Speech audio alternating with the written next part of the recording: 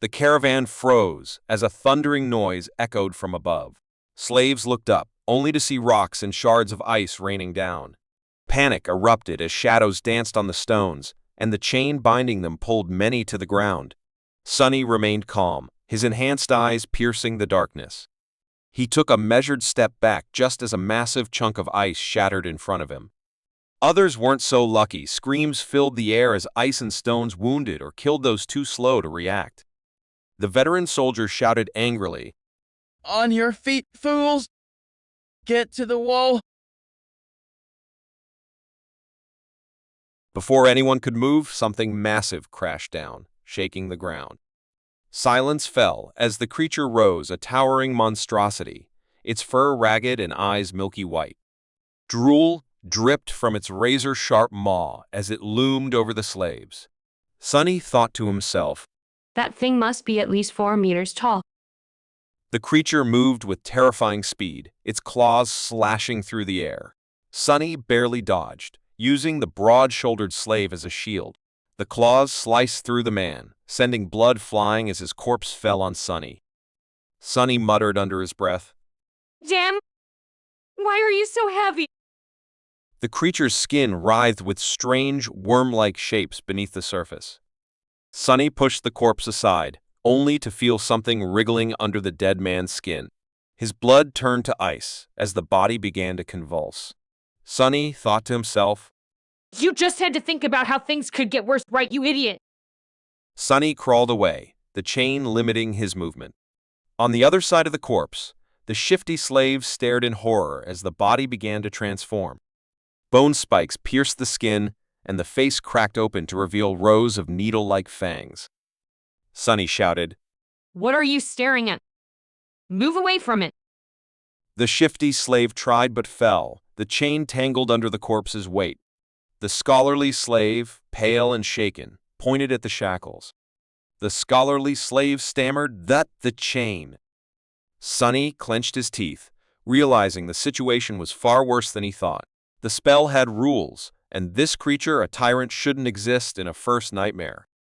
Sonny thought to himself, "How powerful is that damn fated attribute?" Sonny acted quickly, throwing the chain around the creature's shoulders and pinning its arms. The monster struggled, stone spikes grinding against the chain, but Sonny held firm. Sonny yelled to the others, "You two! Pull on that chain as though your lives depend on it!"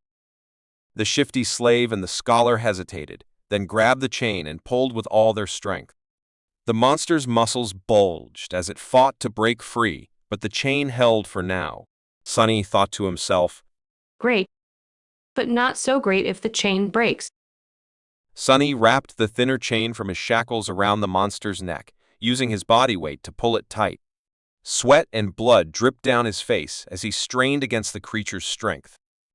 Sonny thought to himself, "Die! Die, you bastard!" Every second felt like an eternity. His strength was fading, his wounds screaming in agony. But he refused to give up. Finally, the monster's body went limp. A faint, familiar voice echoed in the air.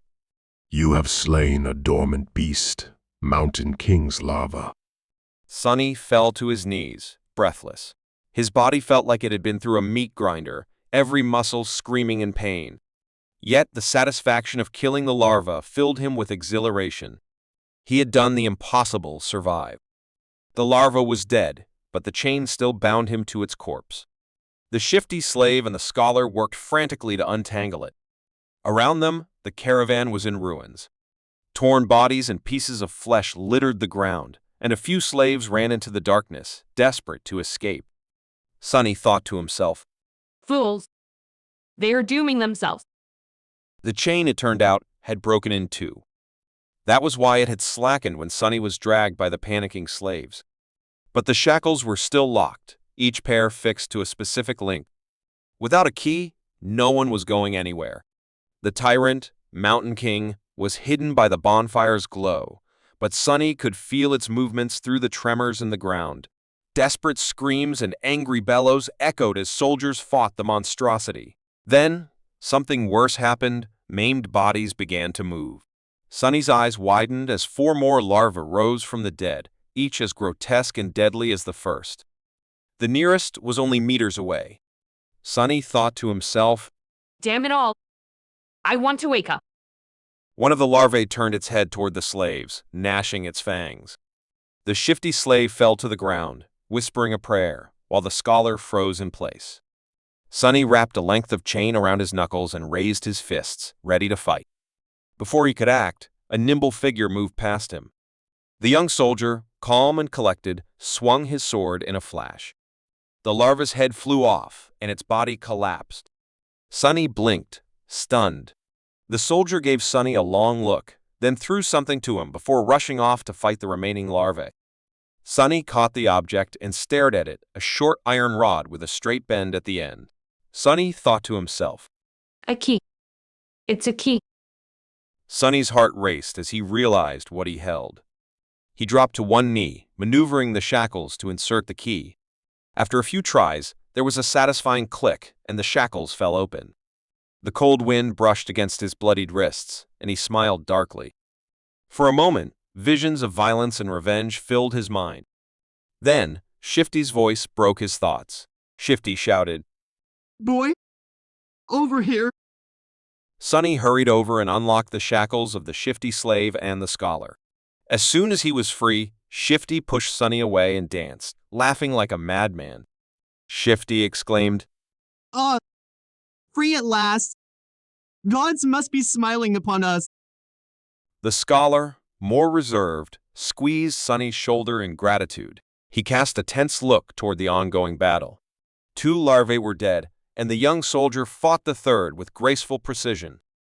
The scholar turned to Shifty and said, If we run away now, we will surely die. Shifty snapped back. Why? The scholar pointed to the bonfire. Scholar explained, Because without that fire, we will freeze to death before the night is over. Running away is suicide. Sonny remained silent, knowing the scholar was right. The bonfire was their only lifeline in this frozen hell. Shifty retorted, So what? I prefer freezing to death than being eaten by that monster anyway. Not to mention, turning into one of those things. Shifty pretended to be brave, but his voice lacked conviction. He glanced at the darkness and shivered, taking a step back. The third larva was dead, and the young soldier was gone, likely joining the fight against Mountain King. The scholar cleared his throat and spoke calmly. Scholar said, The monster might be satiated with those it has already slain. It might be defeated or driven away by the Imperials.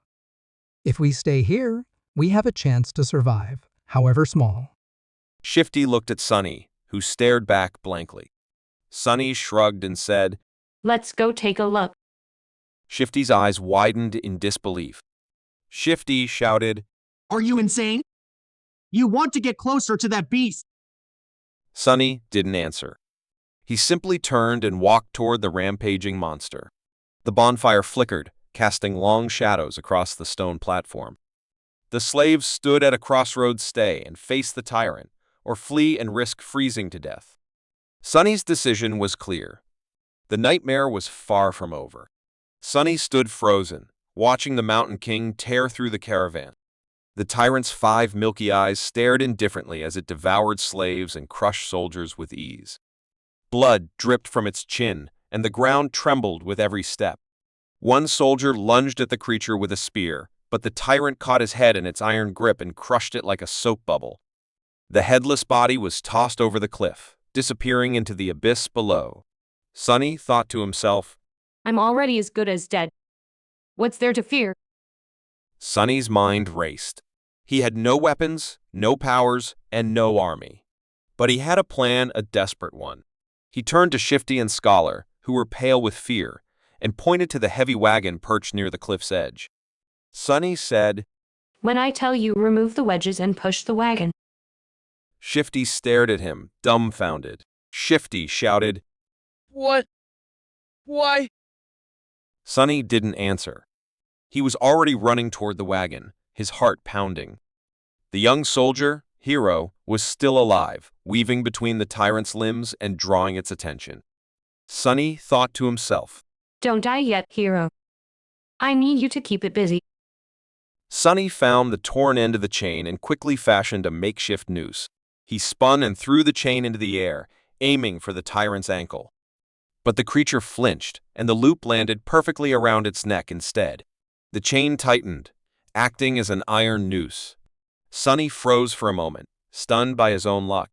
Then he clenched his fists, holding back a triumphant scream. Sonny thought to himself. Yes. Now pull it down. Sonny turned to Shifty and Scholar, who were struggling to push the wagon. It was moving too slowly. The tyrant, feeling the weight of the chain, began to tear at it with its massive hands. Sonny's eyes widened in panic. Hero crashed into the tyrant's leg, throwing it off balance and buying them precious seconds. Sonny ran to the wagon and threw himself against it, pushing with all his strength. Shifty and Scholar joined him, their faces strained with effort. The wagon inched closer to the cliff's edge. The tyrant roared, its hands clawing at the chain. Sonny thought to himself, Roll, you creaky piece of shit. Roll.